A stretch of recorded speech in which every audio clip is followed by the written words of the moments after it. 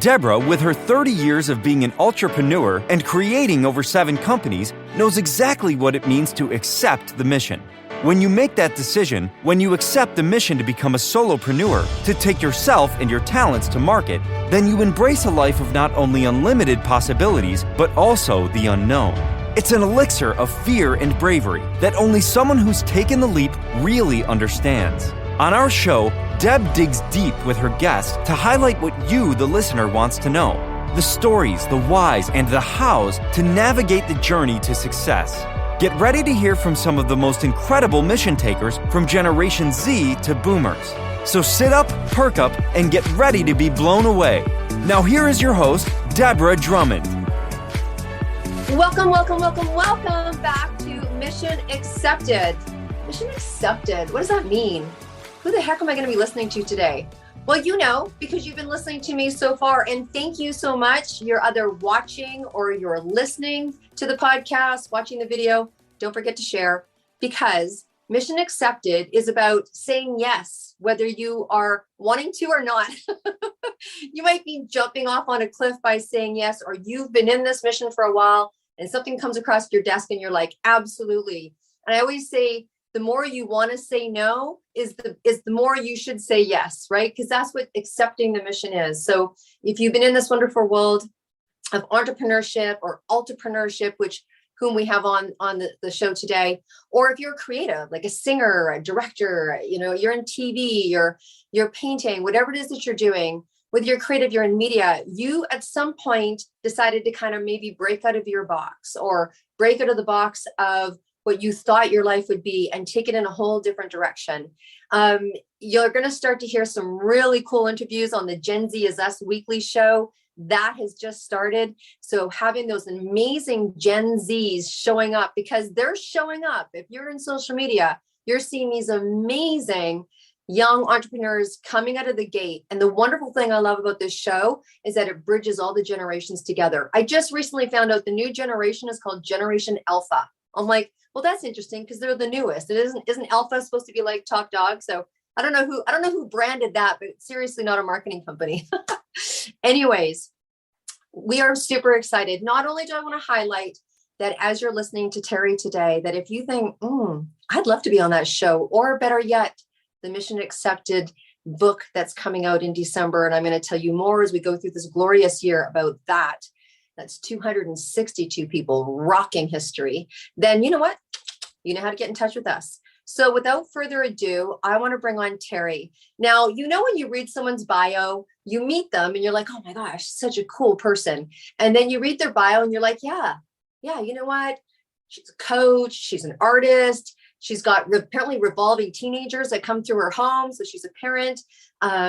She's a cancer survivor. So yay, awesome. One more for the people, right? But the one thing that stuck out for me, and I got to Teri, you're going to have to share, is about this one-eyed cat. She has a one-eyed cat. I was like, I'm like, well, there's something I haven't heard in someone's bio before. But in all honesty, this is a woman who's very grounded.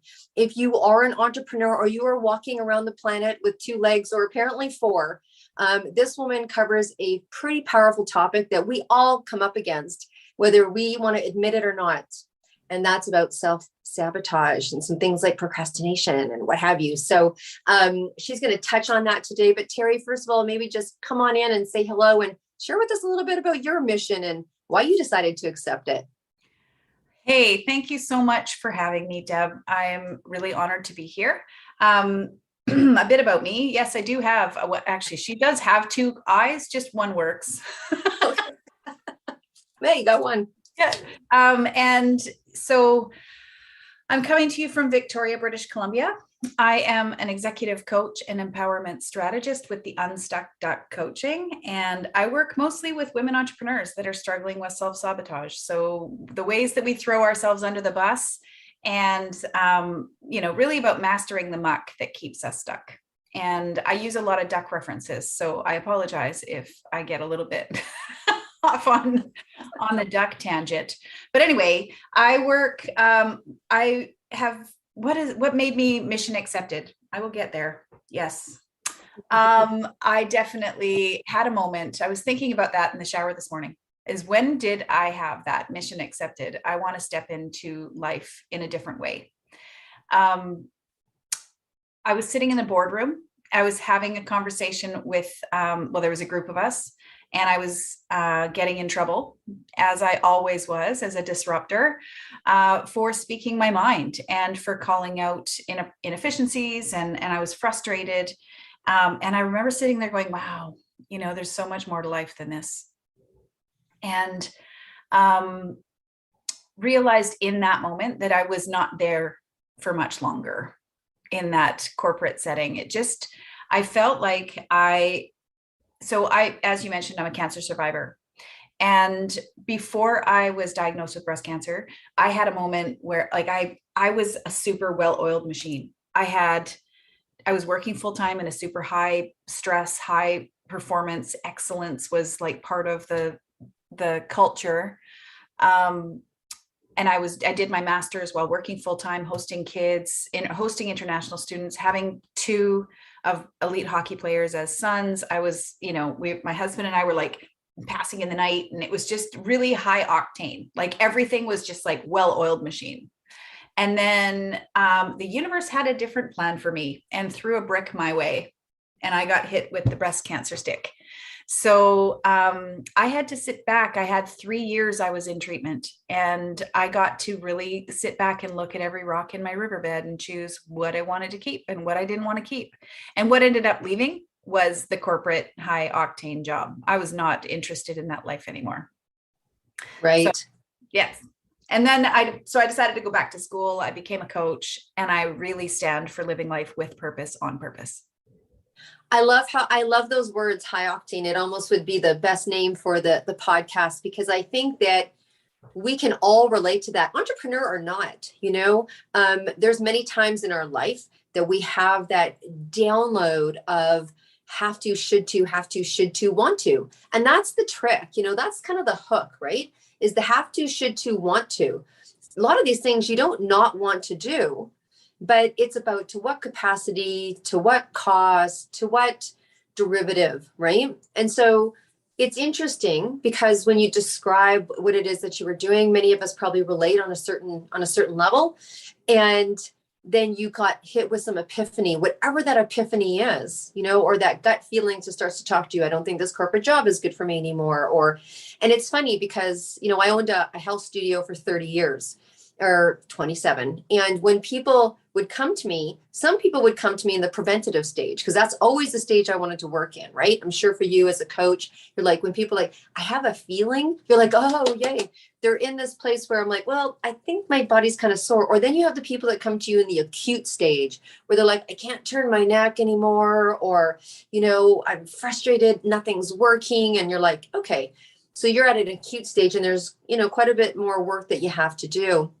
When I hear that high octane, I think about people that are in that acute stage, right? Where when something really hits up, it can really make you wake up, whatever that wake up call is. And then, so you go from this high octane life. How did you know that coaching was the next step? Where did that come in as, because you obviously were very versed, very experienced, and you probably had a plethora of choices to do. How did you know that this was where you needed to go? Well, I actually, like I said, I got in trouble at work. And I was told that I needed to do some effective communications courses. And so I, in the rebel mindset that I am, decided to sign up for every single course that HR offered. And like, I'm talking, 6 months, I didn't work a full week, because I was like, I'm going to do every single one of them, and I'll show you. And what ended up happening was I fell in love with personal development. So I got speaking to the coach that was doing some of these courses, because they had the same person come and doing all these different things. And it was in a course called EQ for your IQ. And I talked to her at the break and said, hey, I really like what you're doing. Like, how did you get into doing what you're doing? And she suggested I read a book. It's called Playing Big by Tara Moore. It's for women who want to step up, create, and lead. And I read it in 2 days. I devoured it, and I was like, oh my gosh, like there is more life there is more to life than this, right? Yeah. And really just learning how to step into my own voice in a way that was constructive instead of destructive, stepping into my own space in the world was important to me, because how many people do you know that, they go through life, they get the watch, they've been at the same job for 50 years, they get a watch and a pin, and then they retire and then they die. And I just didn't want that to be my life. I'm meant for more than that. And I feel like every single one of us is meant for more than that. And so I formed a relationship with this coach, and I started reaching out to other people that I knew that were coaches, and decided that that was something that I really wanted to do. I wanted to inspire people to live more fully, to live in a way that was intentional with what was important for them, for their boundaries, for their values, for their families, for their future. And it doesn't necessarily mean leaving your corporate job. For everybody that thinks, that's not at all what I'm saying, but sometimes it's just about saying, being able to speak your truth and being able to do things that bring you joy. Like I can't even imagine, like every day I infuse joy into my life. I just can't imagine living the way that I was living before again. The idea. I think that, sorry, I don't mean to interrupt. I think that that's an important point, that not everybody goes into full-time entrepreneurship or leaves something or leaves it one day and starts their business the next day. I mean, there's process that happens. There's awareness that happens. There's, like you said, so when you were doing all those courses, which, thank goodness for your rebel side. So if you have a rebel side out there and you decide to be an entrepreneur, it will serve you. We're just talking from two crazy girls here. It will serve you. But so when you were going through that, was that before or after you were diagnosed? Was that before? It was after. It was after. I did not see it coming. The breast cancer was not on my radar. Even getting sick wasn't on my radar. We literally have critical illness insurance, and like my husband is insured like out the wazoo. Yes. And we had no insurance for me because I assumed I'm going to live till I'm 100. Right. Yes. And he wasn't. So we were like, he seemed to be the one that, if you were throwing some kind of like, well, if it's going to be one of us, it was him. And then life throws curveballs, doesn't it? So So I was diagnosed in January 2015, and it was supposed to be something super small. Like it was a tiny, tiny little tumor. Like it was smaller than a pinky fingernail, but then it ended up becoming, in 4 months, I ended up with 5 tumors, and it was just super aggressive. So it was like, okay, we're just going to do everything. So I had 21 rounds of chemo, 28 rounds of radiation. I had 6 surgeries. I had, and enough time really to assess, to go, okay, so what is important to me? Who is important to me? And some people didn't make the cut. Every board that I was on didn't make the cut. Many of the volunteer opportunities didn't make the cut. And so then I went back to work, and I wasn't the same person that they had hired. I wasn't the same person before. I wasn't willing to put in the 90 hours a week. I wasn't willing to put in, and really, is this a podcast I can swear on? Well, you know what? Just by saying that, we get it. Yeah, I was going to say my give a shit meter broke. I really didn't care. Right. And so I had the opportunity to go back to school. I went to Royal Roads and got my executive coaching degree. Right. I also actually, before that, here's a super funny story. I get called by my coach that I was talking to. She's like, this would be perfect for you. She sends me a flyer that they were recruiting for a reality TV show. Okay. It was called The Purpose Project. And it was about finding your purpose together as a group. And it never aired. It never became a thing. But I did this whole, 9-month program that was all filmed. It was, oh, wow. The whole thing. And I learned so much about myself, about really how I show up in the world and how that's serving me. Really, that was the big one for me, was like, if I'm going through with my elbows up, how is that helping? How's that working for you? You know, if I'm constantly running into process, I'm running into other people, I'm constantly like, let's go. That's not going to serve me. And being able to go, wow, that part was really pivotal for me. And that was what made me decide to go to school and get my executive coaching degree. Because I had already done my master's. I did my master's before I got sick. And so, I mean, I'm a lifelong learner, apparently. I'm going to be learning things till I die. But that was what just made me decide to go in. And when I went into executive coaching, I went because I felt like I was coming out of a really toxic relationship with my boss and with my past employer. And I wanted to fix it, to be honest. And then what ended up getting fixed was me, because I have no control over that. So there's a lot of really great gems. I want to kind of stop here because there's a lot of really great gems when you're, to listen to your story, wherever I'm at, whatever it is that I'm doing. So one is that sometimes there's gifts that come into our life that look like brown bag of old takeout food, and we never know what's going to be, when you open the bag. The other one is kind of life by surprise. Sometimes life hits you by surprise, and it's really about what you do with it. I hear a lot about priorities. Sometimes we can sit down and, I do that maybe quarterly, write down my priorities. I mean, I have a pretty tight schedule that I follow each day in terms of, I have a little system that I have all the things that I need to do. There might be 20 on the list. And then I have a little system that moves my priorities, but keeping things prioritized in the areas of life that bring you joy. And here's, what I think is important to know, not every day of your life is going to be quartered. Like, how much time did you spend with family today? How much did you exercise? How much did you this? I think if you have, like what you say, a sense of joy about your life, and you have a system that works for you, whether it's this month or this month, or, I know that my daughter's having a baby in May. And so my family meter is going to be going up, all that kind of stuff. If you can get okay with that.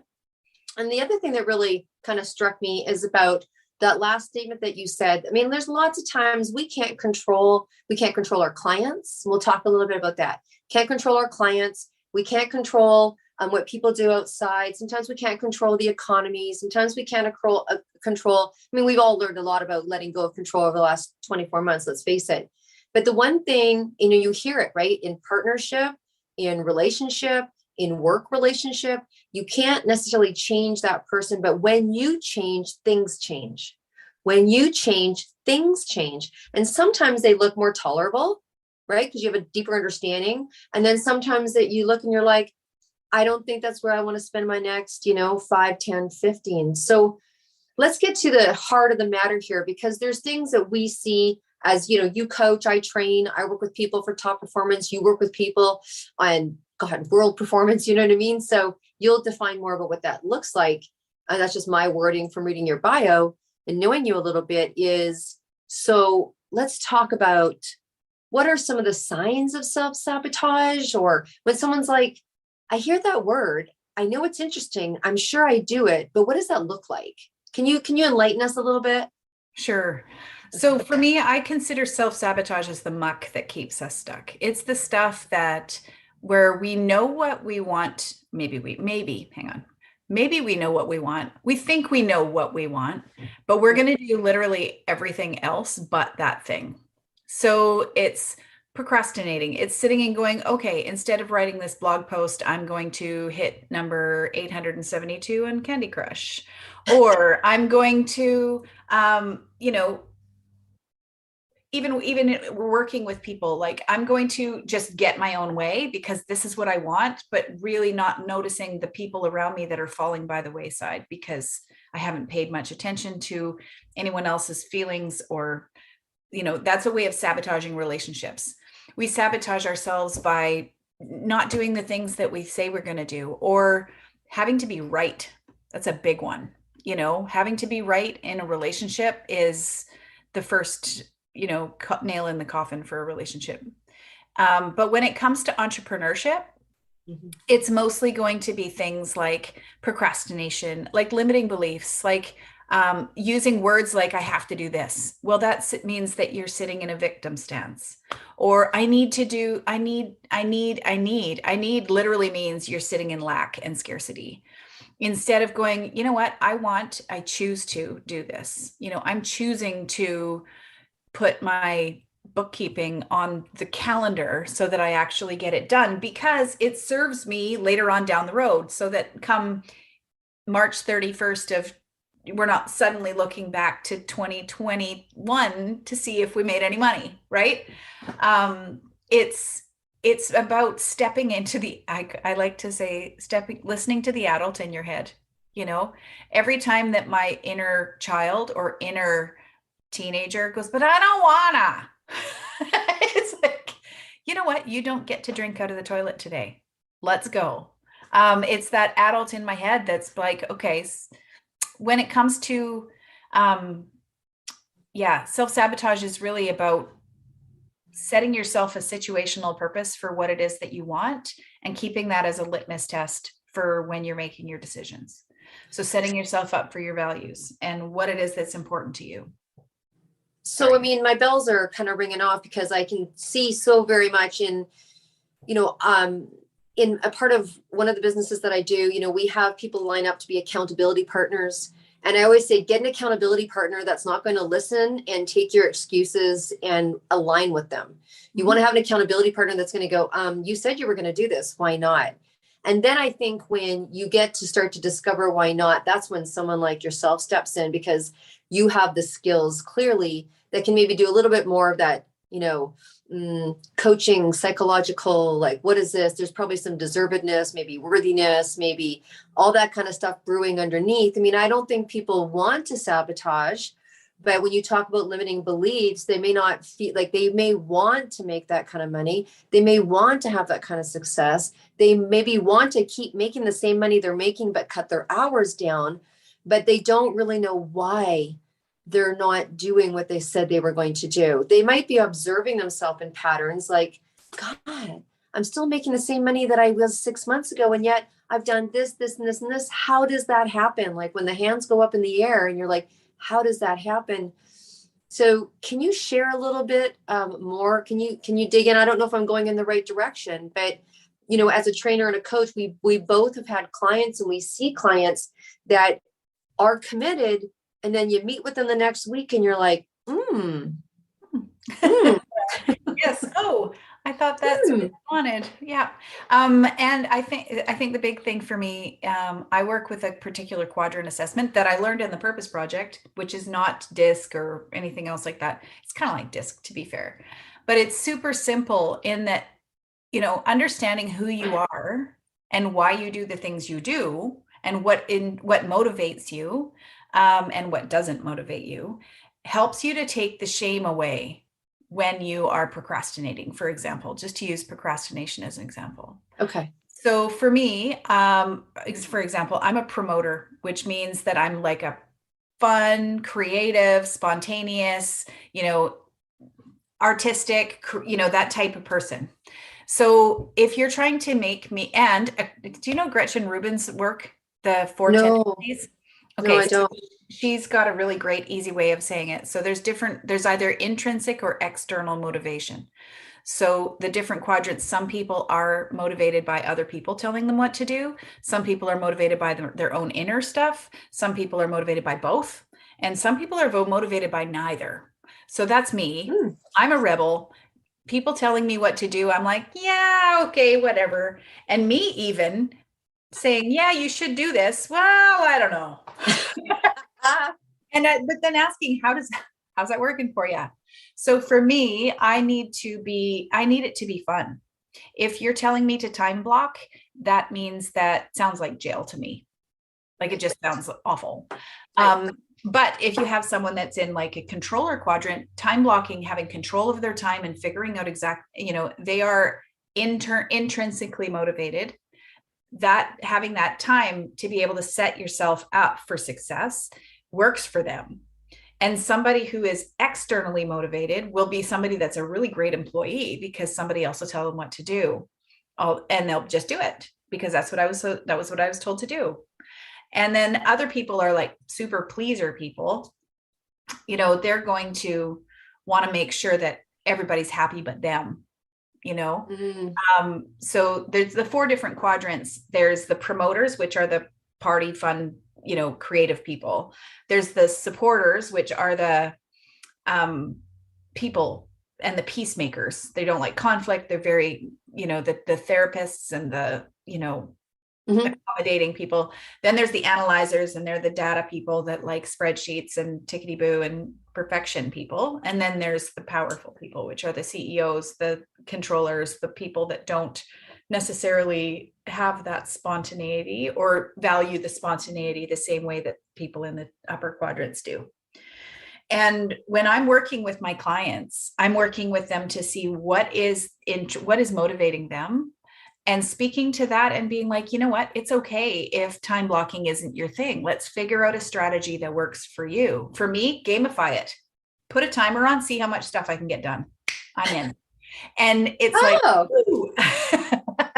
right? If it's not fun, I'm not really interested.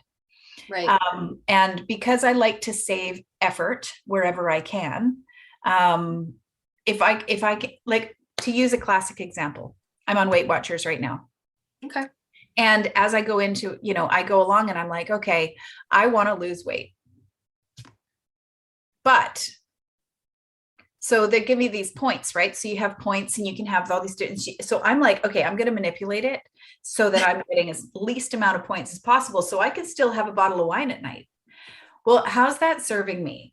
I'm still, if I go to Starbucks and get like a bacon whatever the sandwich, right? Yeah. They make it so easy in the Weight Watchers app that I can just pick that sandwich. But I'm like, well, actually, if I break it apart, there's an English muffin, a piece of bacon, if I say, take the cheese off, then it's way less points.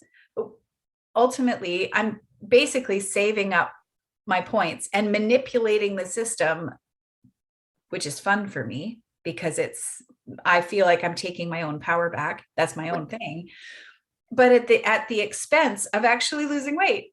Like, I'm not actually doing what I want to do. I've made it so convoluted and manipulated it and shot myself in the foot and self-sabotage myself to the point where I'm like, oh, see, if I actually just followed the instructions and did the thing, right, then I would probably have more success. That's classic self-sabotage right there, where I'm like, but I'm smarter than that. I think I'm smarter than the system. And I'm trying to show myself as being having some kind of upper hand.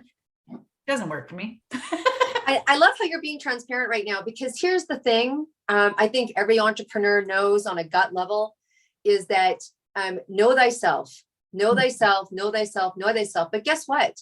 As you start to move along on your journey of, becoming a better person, a smarter business person, a more creative, because we all have our tendencies of what we're good at. We all filter through those rose-colored glasses, as we say. You've got those different personality styles, which is why we go to someone who actually can see ourselves in activity, because sometimes we can't see it ourselves. But then when you know yourself, you're able to call yourself out, right?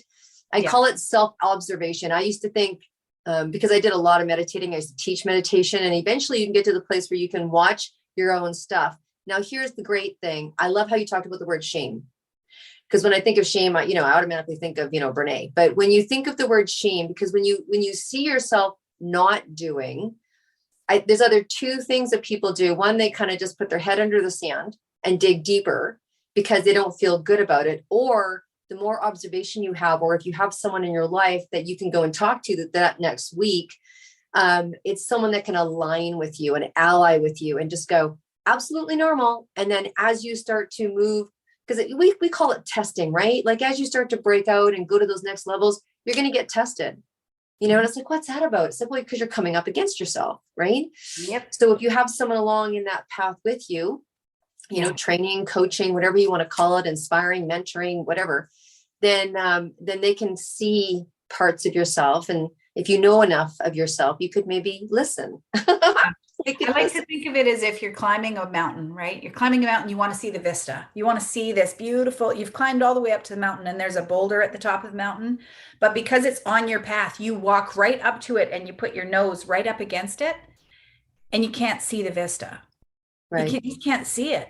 And do this. We try to hit that, if I keep pushing against this boulder and keep pushing, then maybe I'll be able to see the thing. But if the answer is to step back, to see and look around, what are the other ways around this boulder, right? Like that is not moving. And if you continue to walk up against it and hit that wall over and over and over again, that's when we start to really feel ashamed, all that stuff. And all those tapes that go on in our head about how I'm not good enough, I'm not smart enough. Oh my gosh, like if I could just, why am I doing this to myself? Still doing it, right? Being able to step back and being like, oh, I didn't even realize. And that's where a coach comes in, because coaches are really good at being like, you realize you're standing right up against this particular boulder.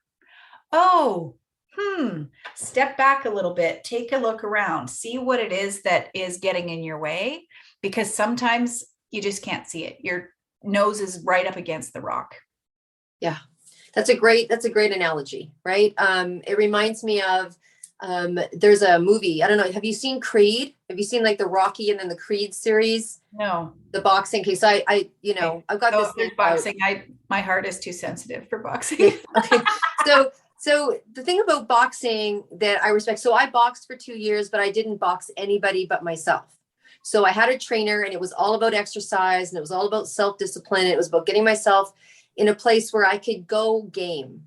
And so whether it was game in my business or game in my relationship or game as a parent, because, I had 2 kids, one didn't sleep till they were 8, first night through, the other one was 5. I thought I was going to die. So it was more about endurance of self, right?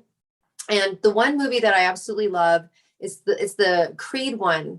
And so if you don't know the story, so he goes to Rocky and says, will you train me? Will you train me? And Rocky's like, no way, no way, no way, right? Finally, he agrees. And so he just goes, okay, I'll train you. And he takes him to a mirror. And, he's got his gloves on, and he's like, so you need to shadow box against the mirror. He goes, look in there. He goes, that's your number one opponent. Right. And when you talked about being close to that, because his face was right close to the mirror, is it doesn't matter who you're fighting, what you're up against. It's really you against you. And yet Rocky was there to, coach him through to the win, whatever the win looked. So when you're talking, that just popped into my mind. Mm-hmm. So I know people are listening, and they're like, oh, that could be me. That's me. Ooh, I'm defiant. Ooh, I'm this quadrant. I'm that quadrant. Is there anything, other than picking up the phone and dialing and getting yourself a good coach, obviously, Teri, is there things that people can do to get themselves a little unstuck? Like, is there? I think the big thing is so I have this tool, I mentioned it earlier about, it's called situational purpose. And getting super clear on what it is that you want. And I'm talking about like full picture, paint a picture of what you want. I'm not talking about numbers on a spreadsheet. I'm not talking about how many clients to have. I'm talking about, who do you want to be? What do you want people to actually say at your funeral? What are the things that if something happened, that they'd be like, oh my gosh, there is a void there because this person filled that for me. Looking and going, okay, so what is it that I ultimately want? Setting that intention of a situational purpose. And I do this all the time. Like I do this for big things and small things. So even like going in and having a one-on-one meeting with somebody in a Starbucks, what do I want to get away from that meeting with? How do I want to leave them feeling? And for me, I always want to help people feel empowered. That's a thing for me. It's not always for everybody. But then I have an emergency action plan. When I get triggered, when I get waylaid, I have an emergency action plan for what it is that I want. So I'll tell you an example of this in my life. Okay. So to help you figure out what I'm saying. So my son, my boys play hockey. I mentioned that. One of them, both of them went out to Saskatchewan to play hockey. And my older son and I are oil and water. We're actually exactly the same, to be fair. But we know each other's buttons really, really well. And he ended up having a head injury that he was not able to play hockey anymore. So he had too many concussions. And this was in grade 11. Okay. Okay. And so he goes back out there to play. He's all better, right? For September of grade 12, goes out there, and his coach calls us and says, he's just not there. Like, I don't think he should be playing hockey. And so we had this very angry, very directionless teenage son.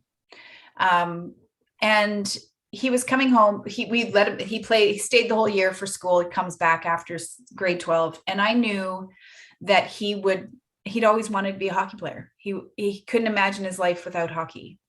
And he was leaving this boarding school experience where he had all his friends and So I sat back and I'm like, okay, I could easily hop into the mom mode of, okay, so let's get you some, therapy. We'll get you some help. We'll get you a chiropractor. We'll get you, let's get you go to school, get you a job. We'll get you a tutor. We'll get whatever it is you need. We'll fix. But ultimately, what I wanted for my relationship with my son was to be a soft place for him to land, to be somebody that he could come to me and be like, Mom, I'm really struggling.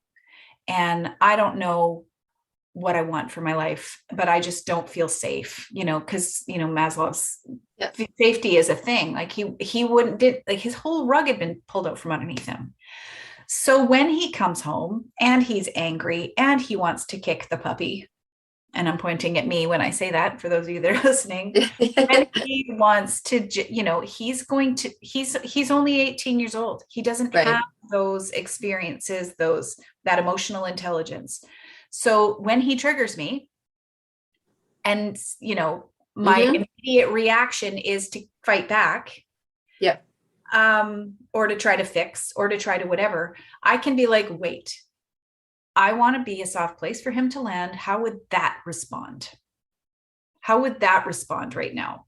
What is that litmus test for what it is that I ultimately want? Ultimately, I want to be somebody that he can trust, love, and feel safe with. So how do I do that? So that's an example of situational purpose. And it changed my relationship with my son completely. Right. Because I was able to have the wherewithal to step back and be like, okay, so I understand you're hurting. And this is something that I want. He doesn't know any of this. Like, this was not him, me being like, no, not conscious. It's not conscious, but it's about having that pause, pressing the pause button and being like, what do I ultimately want? What do I really want? So when it comes to an entrepreneur, for example, yes, we look at our numbers and say, okay, I want to make, X number of dollars this year. I want to have this many clients, this many, But who do I want? What does that mean?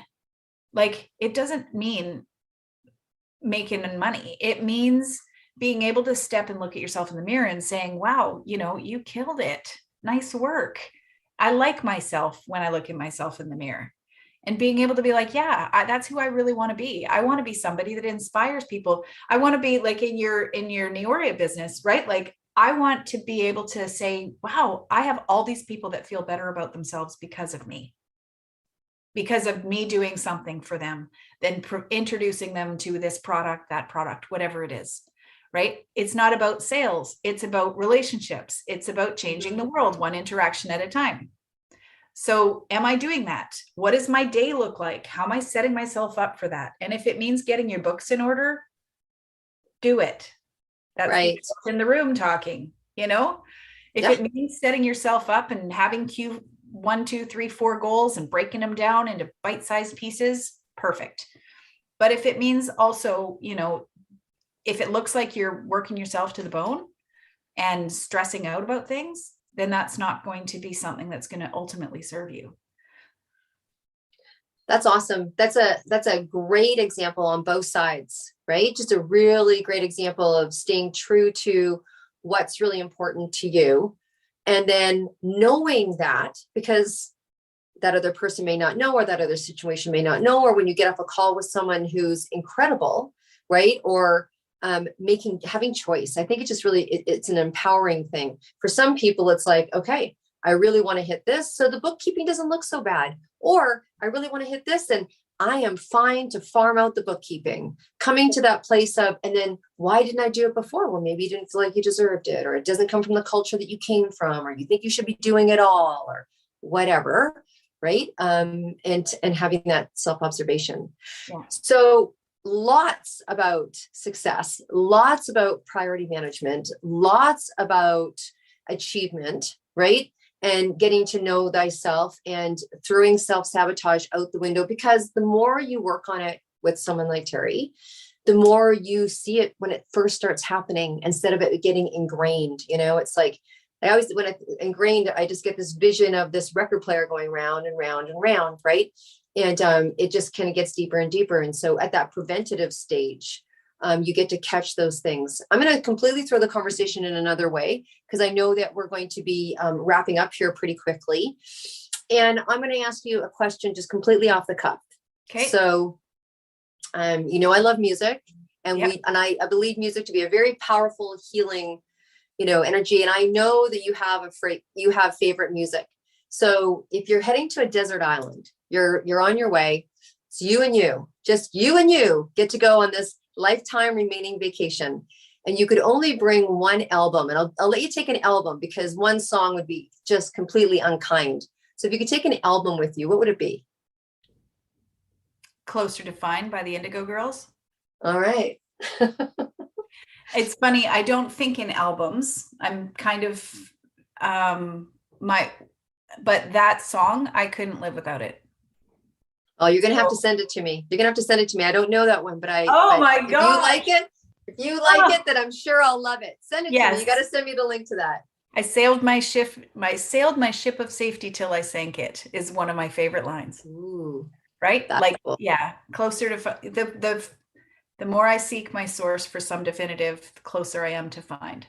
It's awesome. A good one. Yeah. Okay. So I have one more question for you. So here's the beauty, I was going to say the beauty is starting over. It's a Clubhouse thing that I'm on, but here's the beauty of being an entrepreneur, or opening the doors. I'm just going to say opening the doors, being a creative, because entrepreneurs are creative. That's why I love using the word creative in the show. So you're creative and you decided to open the doors and expand. And then there's the coolest things that can happen. Now, one, self-observation, you get to this next level. Some is all the things that we talk about in entrepreneurship. But sometimes it's just you meet somebody that you never would have met otherwise, or you're on a call with somebody that you never would have been on a call with. It's because you took this quest. What's one of the coolest things, or people, or places, or ideas that have happened to you because of being an entrepreneur? And you can take your time on it. Probably one of the coolest things that happened to me. I'm a member of a couple different networking groups, and one of them offers free, 2 free coaching calls with a premier success coach. And I decided to step outside the box and go with a guy in Milwaukee. And it was like the end of the year. This is in like 2020, or I don't actually know. It might have even been 2019. And we get talking. It was a 20-minute conversation, and it opened up this, concept of you don't have to grow it alone. Like, entrepreneurship can be lonely and hard, and you don't have to grow it alone. And I was like, yes, like I hear you.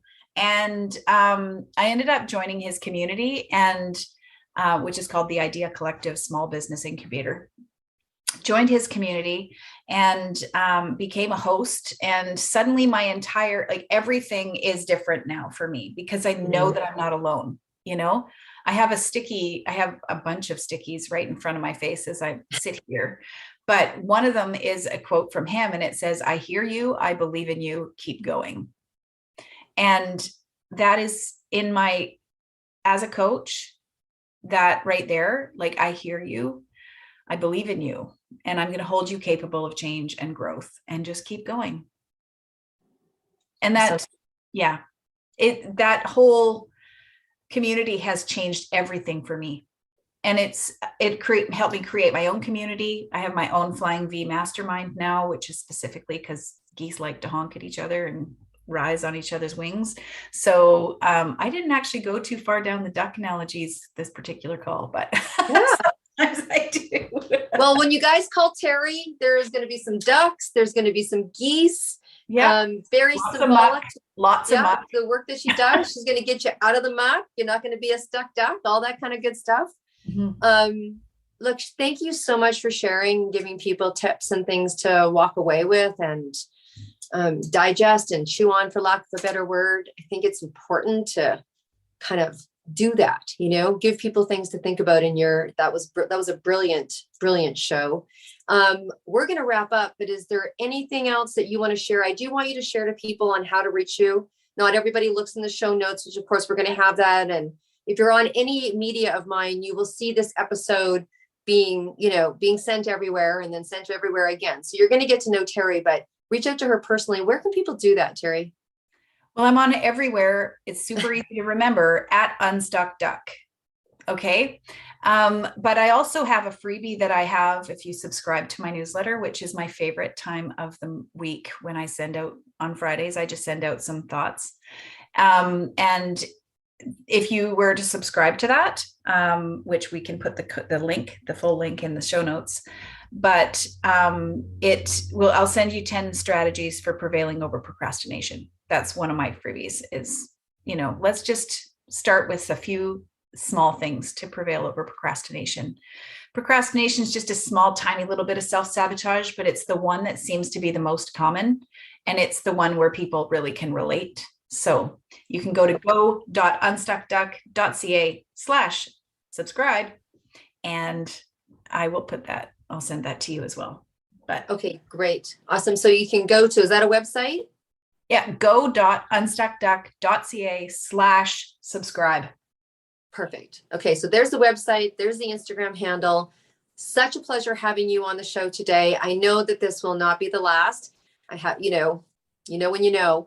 And so listen, listeners and viewers, and I just love the fact that people can see us as well, because I'm a visual person, clearly, right? You'd think I was Italian. I talk like this. So for those that are listening, I'm shaking my hands. I just love the fact that we do both because people learn in so many different ways. So to offer that to people, I love it.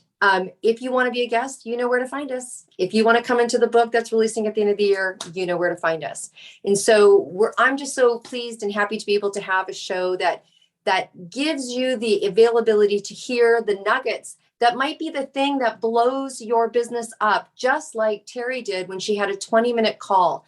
People I always say it's the moments, not the hours, that shift your business. And it's that one call. It's that one person. It's I turned left. It was, one of our people, her dream was to meet, Keith Urban. And sure enough, as she was busking, guess what? She said yes. And guess what? Keith Urban came walking up and listening to her. You just don't know. I mean, maybe I'm an optimist on hope, but I think that's what really taking the mission on is just knowing that there's this ongoing process of goodness that comes into your life. So honestly, you guys, just go out there and be brave, whatever that means to you. And we can't wait to see you next week on the Mission Accepted show. So thank you and bless you, and please share the episode.